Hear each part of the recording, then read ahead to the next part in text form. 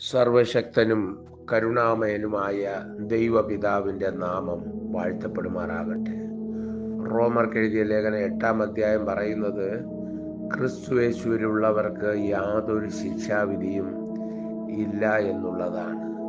പ്രിയ ദൈവമക്കളെ, ആത്മാവിൽ പാപത്തിൻ്റെയും മരണത്തിൻ്റെയും പിടിയിൽ നിന്ന് നമുക്ക് സ്വാതന്ത്ര്യം അനുഭവിക്കണമെങ്കിൽ നമ്മൾ പുതു സൃഷ്ടിയായി മാറണം. വചനം പറയുന്നത്, കർത്താവിൽ വിശ്വസിക്കുന്നവർ സകലവും പുതുതാക്കപ്പെടുകയാണ് എന്നാണ്. വീണ്ടും ജനിച്ചില്ല എങ്കിൽ സ്വർഗരാജ്യത്തിൽ പ്രവേശിക്കയില്ല എന്ന് യോഹന്നാൻ 3-ാം അധ്യായത്തിലും പറഞ്ഞിട്ടുണ്ട്.